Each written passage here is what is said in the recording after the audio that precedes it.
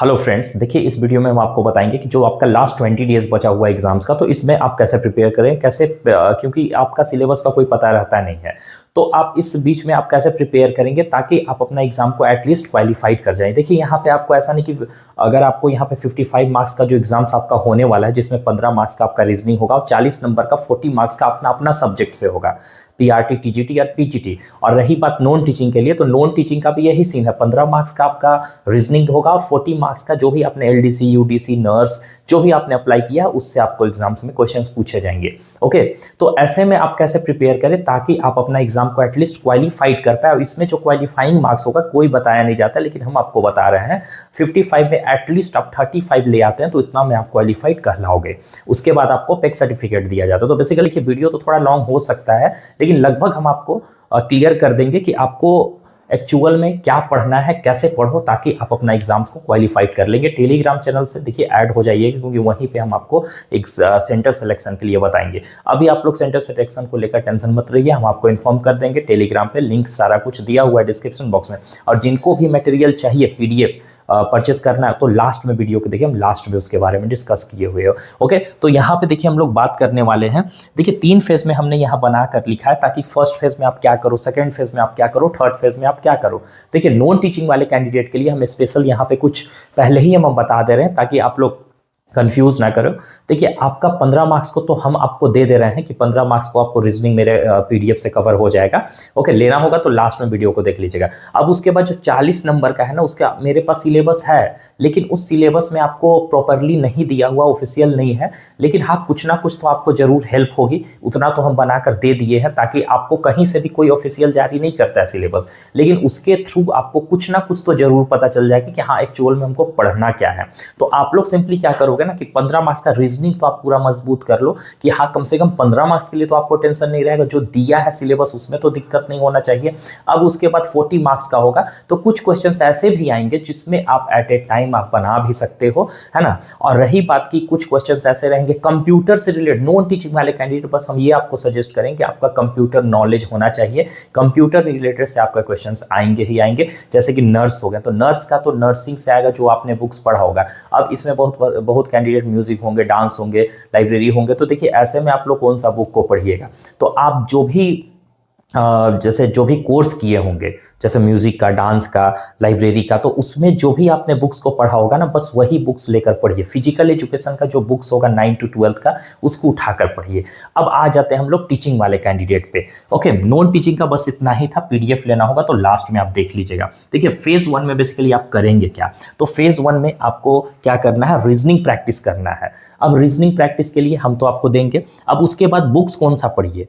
अब फेज 1 में यहाँ पे हम टीजीटी, पीजीटी और पीआरटी दोनों के लिए बता रहे हैं। ये आपको हम टीजीटी के लिए बता रहे हैं। देखिए पीआरटी का हम पहले स्टार्ट करते हैं कि पीआरटी का आपको करना क्या है। 15 मार्क्स का आप रीजनिंग कर लेंगे। अब आपके पास कितना बचा, 40 मार्क्स बचा। अब 40 मार्क्स के लिए आपको करना क्या है, देखिए 40 मार्क्स में कभी कभी है ना कि कुछ चाइल्ड डेवलपमेंट से भी क्वेश्चंस पूछ देते हैं, सभी को नहीं पूछते हैं, कुछ कुछ पार्ट्स में पूछे जाते हैं। अब उसमें आपका टीचिंग मेथड जैसे लेक्चरल मेथड हो गया, प्रोजेक्ट हो गया, इंक्वायरी, जैसे पियाजे, Vygotsky, assessment, evolution, assessment for learning, assessment for ये सब जो होता है ना, फॉर लर्निंग, एज लर्निंग, ये सब भी पूछा जा सकता है। तो थोड़ा बहुत आप पीआरटी का जो चाइल्ड डेवलपमेंट है वो बस ऐसे ही एक ऊपर से क्विक रिवीजन कर लीजिएगा, उसका ज़्यादा डिटेल्स में नहीं पढ़ना है। और बुक्स आप कहाँ से पढ़ेंगे, अब देखिए सभी सब्जेक्ट के लिए हम बोल रहे हैं ना, यहाँ पे कोई एक स्पेसिफिक सब्जेक्ट हम नहीं बता रहे कि हाँ हम साइंस का बोल रहे हैं या हिंदी का बोल रहे हैं। पीआरटी में अगर आपने कोई भी सब्जेक्ट से अप्लाई किया है, या टीजीटी में कोई भी सब्जेक्ट से अप्लाई किया है, पीजीटी में कोई भी सब्जेक्ट से अप्लाई किया है, हम सभी के लिए बोल रहे हैं। हाँ, इसमें फिजिकल एजुकेशन हो गया, लाइब्रेरी हो गया, म्यूजिक हो गया, डांस हो गया, उनके लिए नहीं बोल रहे हैं, उनके लिए ऑलरेडी हम बोल चुके हैं। अब यहाँ पे हम लोग बात करते हैं कि बुक्स कौन सा आपको पढ़ना है। तो देखिए अभी आपके पास बुक्स सर्च करने का टाइम नहीं है कि आप बुक्स कौन सा पढ़िए। अब देखिए यहाँ पे टीजीटी के लिए, पीजीटी के लिए या पीआरटी के लिए आप सिंपली एनसीईआरटी को उठा लीजिए। अब इसके एनसीईआरटी के ऐसा बुक है ना कि जो कि कहीं भी कोई भी बुक चलता होगा किसी भी स्कूल में, उससे कोई मतलब नहीं, एनसीईआरटी में सारा आपका कवर हो जाएगा। ओके, लगभग कवर हो जाएगी, क्योंकि आपके पास टाइम नहीं है तो एनसीईआरटी बुक आप आसानी से मिल जाता है, और नेट पे भी आप गूगल पे भी सर्च करेंगे ना, एनसीईआरटी आपको मिल जाएगा बुक, वहां से भी आप पढ़ सकते हैं। या तो आप सिंपली यूट्यूब पे भी सर्च करेंगे ना, बहुत सारे एनसीईआरटी का पढ़ाया हुआ है। तो अब उसको कैसे पढ़ेंगे, आपके पास टाइम नहीं है तो आप उसको क्या करिए, क्विक रिवीजन करना स्टार्ट करिए, है ना। डिटेल्स में अब पढ़ने का समय आपके पास नहीं है, क्योंकि बहुत सारे चैप्टर्स है और कहाँ से कहाँ तक पढ़ना है। तो देखिए, पीआरटी वाले कैंडिडेट को आपको पढ़ना कहाँ से कहाँ तक है, आपको 6 क्लास से लेकर 10 तक एनसीईआरटी बुक पूरा पढ़ जाना है। ओके, 6 क्लास से लेकर 10 तक एनसीईआरटी बुक पढ़ जाना है आपको अच्छे से।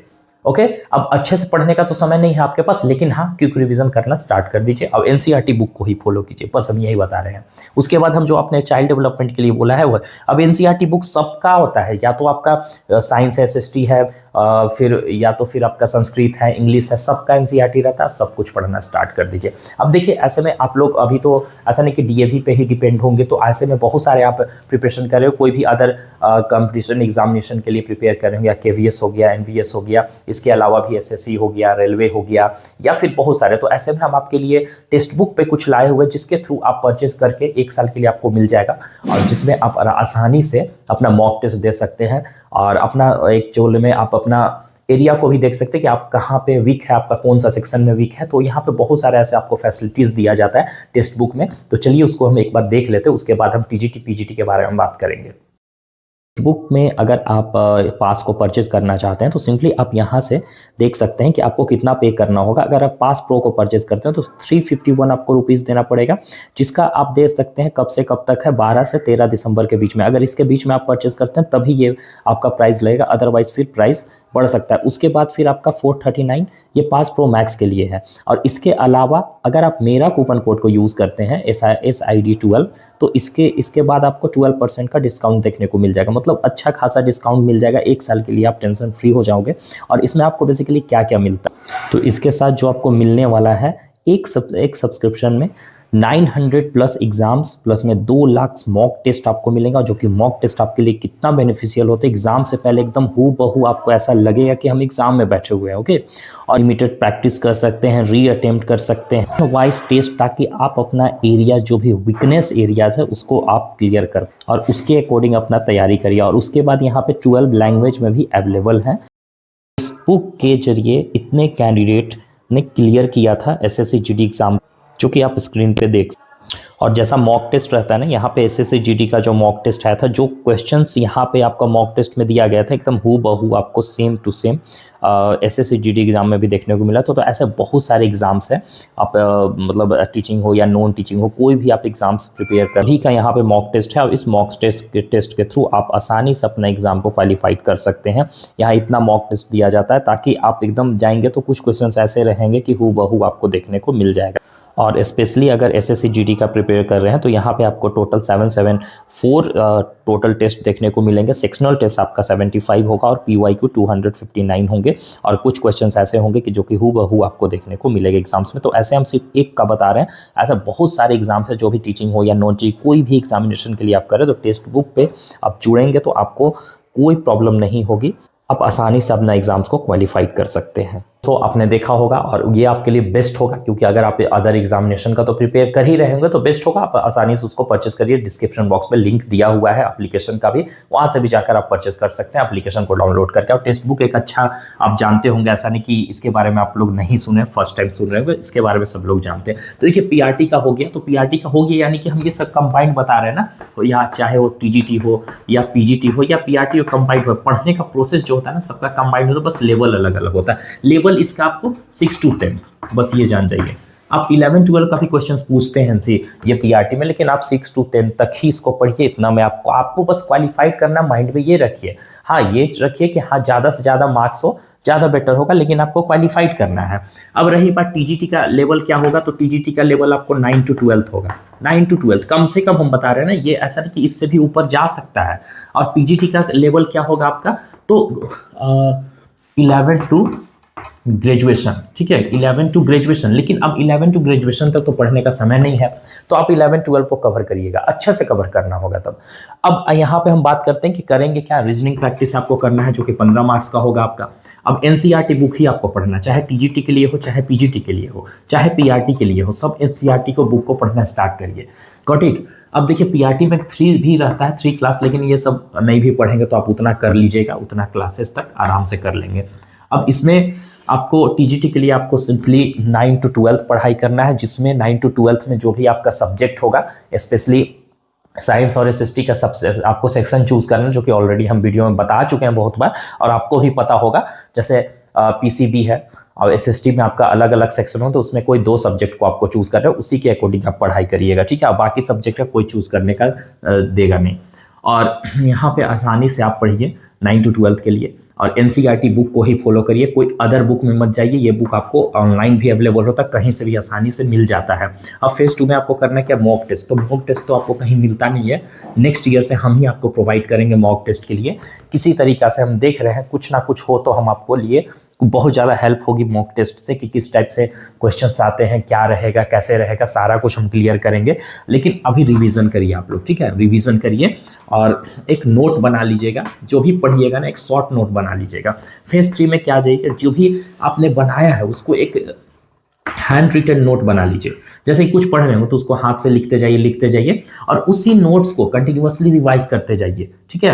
मतलब जो आपको लगे कि ये चीज़ इंपॉर्टेंट है उसको आप नोट डाउन कर लीजिए और उसको लास्ट टाइम में रिवाइज करते जाइएगा, ठीक है, ताकि डेली उसको रिवीजन करिए। अब डेली रिवीजन करने से क्या होगा कि आपके माइंड में होगा, और आप टीचर होंगे, आप पढ़ा रहे होंगे कहीं, तो आपको ये चीज़ होगा कि हाँ ये टॉपिक इंपॉर्टेंट हो सकता है, वो टॉपिक इंपॉर्टेंट हो, तो उस टॉपिक को अगर आपको नहीं है क्लियर, तो आप उस टॉपिक को लिख लीजिए अपने नोटबुक पे, और लिखने के बाद आप उसको डेली रिवाइज करिए ताकि आपका सारा कुछ क्लियर हो जाए। ओके। अब उसके बाद रही बात यहाँ पे आपका डेली रिवाइज करना है अच्छे से, और बुक को कौन सा फॉलो करना है, बस एनसीईआरटी बुक फॉलो करिए। और पीआरटी में बस आपको चाइल्ड डेवलपमेंट देखना है। अब ऐसे में नर्सरी टीचर वाले कैंडिडेट जो होंगे, तो नर्सरी टीचर के लिए मेरे पास पूरा नोट्स है, जो कि आपका पेपर 2 तो ऑफिशियल नहीं है, लेकिन हाँ पूरा हेल्प होगी। अब लोग बात कर लेते हैं पीडीएफ स्टडी मटेरियल की, कि आपको यहाँ पे क्या दिया जाएगा और क्या आप पढ़ेंगे। तो देखिए हम आपको शुरू से बोल रहे हैं कि आपको 15 मार्क्स के लिए टेंशन नहीं लेना है, जो कि आपका रीजनिंग आने वाला है। ये सभी के लिए, टीचिंग हो या नॉन टीचिंग हो, ठीक है। तो पेपर 1 के लिए आपको सिर्फ और सिर्फ 50 रुपीज़ में आपको मिलेगा, ठीक है। 2 पीडीएफ रहेगा, इस बार हम 2 पीडीएफ बनाए। जो कैंडिडेट नहीं लिए हैं दूसरा पीडीएफ अभी बनाए, कल से मिलेगा, तो हम आप लोग सबको भेज देंगे, ठीक है। आप टेंशन मत लीजिए, जितने भी लिए हैं ना 50 रुपीज़ पे करके, हम सबको भेज देंगे वो सेकेंड वाला पीडीएफ, आप टेंशन बिल्कुल मत लीजिएगा, ठीक है। तो 50 रुपीज़ में आपको कॉमन पेपर का 2 पीडीएफ दिया जाएगा, जिसमें आपको रीजनिंग का भर भर के क्वेश्चन है, उससे बाहर कुछ नहीं आने वाला है आपका, उसी टाइप का क्वेश्चन है, कुछ क्वेश्चन सेम टू सेम भी आ सकते हैं। अब ये पेपर 1 है, जो कि सभी पोस्ट के लिए, टीजीटी, पीजीटी, नॉन टीचिंग हो, नर्सरी टीचर हो, ठीक है, सभी के लिए कॉमन रहता है। ओके।